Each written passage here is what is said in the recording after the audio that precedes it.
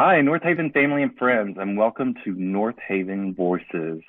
Today, I have the pleasure to interview Sophia Loprocaro. Is that right? Yes, you got it. There you go. Yeah, my name is Craig Howard, and just excited to hear a little bit of your story. So, why don't we open with, I honestly think you have a fascinating story. So, tell me a little bit about yourself. Yeah, okay, where do I begin? So I was originally born and mostly raised in Montreal, Canada. Am part of an Italian Roman Catholic family.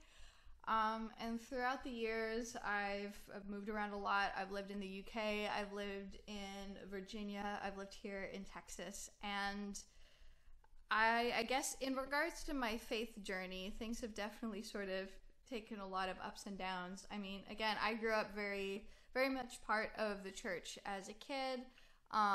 Still, fortunately, very open-minded and not sort of in a like fundamentalist way, but I was very involved.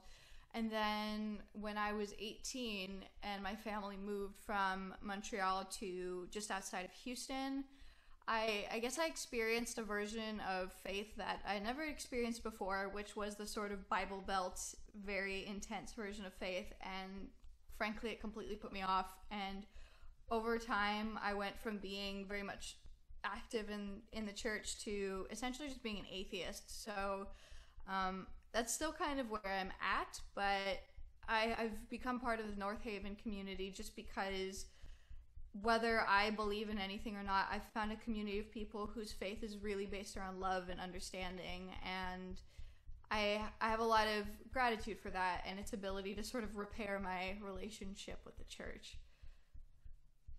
Yeah. So, what were your biggest hangups, and when you think about the church, and you talked about that little Bible Belt portion? I know we all kind of relate to that in some fashion. So, can you expand on that a little bit? Absolutely. I mean, the biggest thing for me is, although I'm not personally part of the LGBTQ community, I am a very proud ally of that community. You know, I have countless friends and even family members that are all across that very beautiful spectrum. And being part of a faith that looked at those people that I loved and demonized them and saw them as, inherently broken and wrong just really got under my skin, and I didn't feel like I could support being part of something like that. It just really didn't work for me. Yeah, I get that. So, tell me, how are you connected at North Haven? How did you become involved? Yeah, so almost a year ago now, my grandmother, my nonna, as we call her, because again, my family is Italian, she was visiting right after the holidays, and she really wanted to go to church. And we've been kind of, I mean, she grew up, small town, Italian, devout Catholic, and a few years ago, my cousin came out as gay, and we've just kind of been trying to help her navigate that as, an 80-something-year-old devout Italian Catholic. So we Yeah. found North Haven in the process, and we found it to be, again, this kind of open pro-LGBTQ church. And we're like, we're going to take her here. And me, my mom, and her, we all came to a mass, and we absolutely loved it. We just felt so welcome and included, and it felt like what faith is supposed to be, really about being loving and including of your fellow person.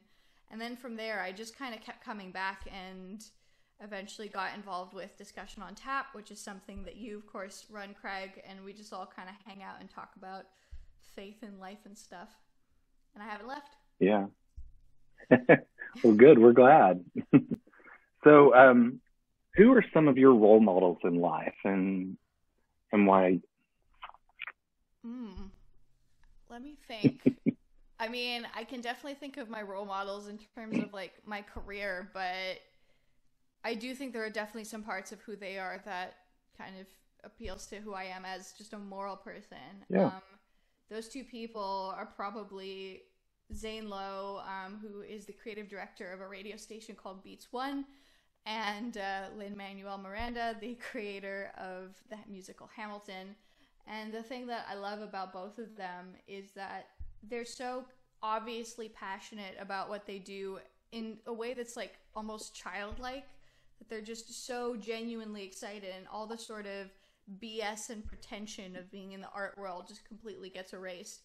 And I think the reason that they appeal to me so much is not only do I see myself in them, obviously not at the same level, but, you know, seeing these people that are excited about what they do, I see people that are really profoundly genuine, that are not trying to put on a front in regards to who they are. And that's very much who I am, because when I'm around all kinds of different people, one, I don't want to be a false version of myself, but when I'm genuine, I make people feel safe because they know that they're getting the real version of me, and that my arms are open to the real version of them. And again, for me, that is such an important value, that no matter who you are, if you come in with a loving heart, I want you to know that I am not going to judge you, and that I've got your back. So I'd say that. Yeah. I love that, talking about genuineness, because I think that is something that is so unique about Northaven and the people that are involved at Northaven, because there is a trueness when you're there that you see.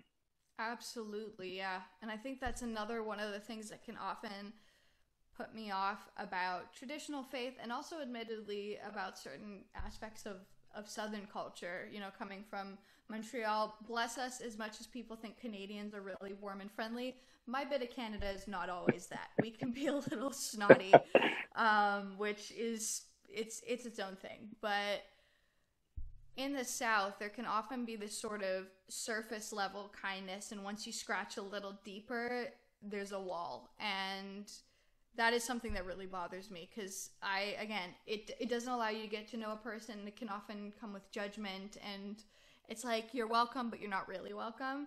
Whereas in a space like Northaven, in a version of faith that is presented there, I don't feel that once I scratch over the superficial, I'm finding a wall. I'm still finding real people who actually care about welcoming each other and having real conversations. Yeah, it's kind of like that Southern term, bless your heart. As you were talking, it made me think of that. Yeah, absolutely. It is, even though it's not always meant to be quite frank, it sounds so condescending to me, and it drives me crazy. I love it. So when you hear, you know, we are a church, Northaven Church. So when you hear the word church, maybe just thinking about like Western culture and what we hear the word church, what does that mean to you? I'd say it's a bit of a mixed bag. Because, I mean, at the end of the day, the church, much like a synagogue or a mosque, is a place of worship. It's a place where people celebrate their faith. So inherently, there shouldn't be anything wrong with that. Unfortunately, once you start to pile in the history and some of the exclusion that can come with the church, and bless us, here in the West, very specifically in America, the sort of like placed up on a pedestal sort of vibe that can come from it. I'm trying to find the right words exactly, but essentially, like, Christianity in the United States is, of course, sort of like upheld as like the perfect ideal, which is frankly sad, because this is a country that is so full of so many different faiths, and it's sort of a we're better than you rather than a we're here and also you're here and we're all welcome. So yeah, I'd say that the word church definitely has all of those sort of connotations, like the beauty of people celebrating their faith, but also all of the problems that can create a sort of holier than thou attitude amongst people who participate in it. Yeah, I I get you there. So tell me some of the things we've kind of mentioned a little bit, but what are some of the things that you love about Northaven as a whole? I mean, I haven't been, obviously, because of COVID, able to attend a mass in a long time, but I can definitely speak to the Discussion on Tap community, which is, of course, very integral to Northaven and my experience with it. What I've really loved about it is, first of all, I've been met where I'm at. I'm not having, faith and Christian rhetoric shoved down my throat and being, it never feels like anyone's trying to convert me. it feels like we're all there to, again, coexist and have open, honest, really just wonderful conversations with each other. And that's been really important to me because while I'm open to exploring my faith and figuring out what it is that I personally believe, if I feel like I'm being forced into something that doesn't quite resonate with me, I'm out, you know? And Yeah. so knowing that I'm part of this community that, again, meets me where I'm at and I can meet you guys where you're at is really special. I think that would be it. Yeah. So more on some personal notes, what are some of the things that you're most grateful for in your life? I mean, we're in the midst of Thanksgiving, so let's what are we thankful for? What are we grateful for? Ooh, I mean, amidst the pandemic, I'd say that I am definitely very grateful for my family and the fact that, you know, as much as I would love to, you know, move out and have a full-time job right now, I feel very fortunate to be surrounded by and living with my immediate family right now, just because for the sake of my mental health, it's wonderful to be surrounded by people that I love during a time of uncertainty. And then I guess in a bigger perspective, I feel very grateful for the friends and the experiences that I have had, because while I was raised to be an open and loving person, I'm lucky to, you know, have been raised on children's books about Martin Luther King and with, you know, LGBTQ people around me from a young age. You know, even continuing into my young adulthood, I've had friends that I always knew I could have open conversations with. I've been exposed to so many different kinds of people and have built relationships with so many different kinds of people that it's allowed me to be as open and compassionate as I am, and I will never take that for granted, and will also always continue to seek that out in the future. Awesome. Well, so you shared a little bit. You're from Quebec, but you've lived other places too, right?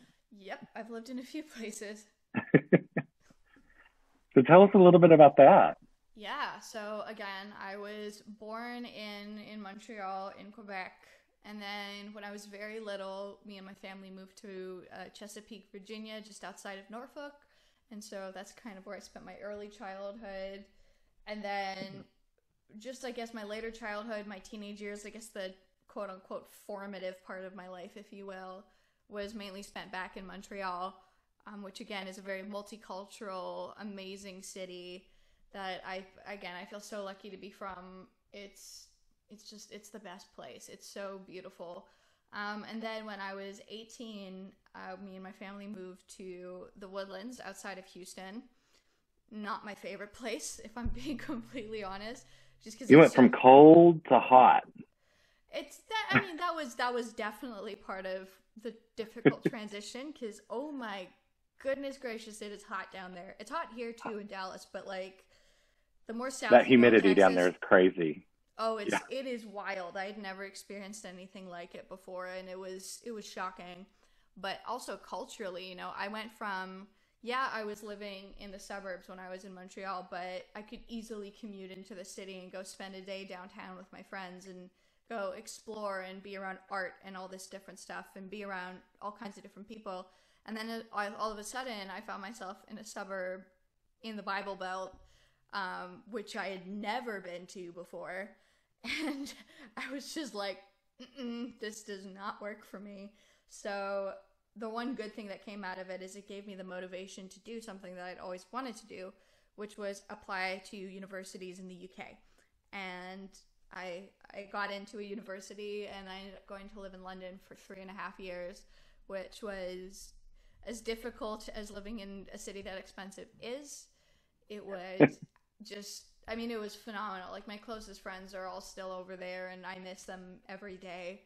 And again, that just opened me up to so many amazing experiences. Like, I got to volunteer every single year at National Student Pride, which is the biggest student pride event in the UK. So for LGBTQ youth, we had like huge drag queens from like RuPaul's Drag Race coming over. Like, I know a year, I think after I left, like Trinity Taylor was actually over. Actually, one year that I went Alaska, she was there, which was like, oh my God. And just getting to, again, be part of all of these communities. Also, my best friend is a devout Muslim from Cairo in Egypt. So I was exposed to all of these amazing people.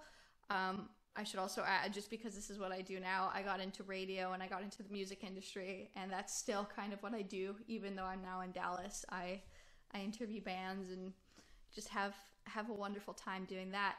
How fun. But yeah, it's been a little bit of a ride. And now, of course, I'm here in Dallas, just figuring things out through a global pandemic. Well, this kind of brings us to the end of our time together, but I appreciate you, and I know the church will appreciate hearing a little bit of your story and how Northaven has affected you and been a part of your life. So thank you, Sophia. Of course, and obviously credits to you, because you're the one who wrote me in, and I've been very grateful, especially right now, to have a community like Discussion on Tap to be part of. It's nice knowing that every couple of weeks, especially when we were in the height of lockdown, that I had a group of friends I was going to be meeting with and having great chats, playing very stupid games with. Y'all are crazy, and I love it. Sometimes. Yeah. We won't get into that part, but yeah. Yeah. All right. Well, thank you again for the interview, and we are glad to have you as part of the Northaven family. We consider you family. Well, thank you so much. It means a lot.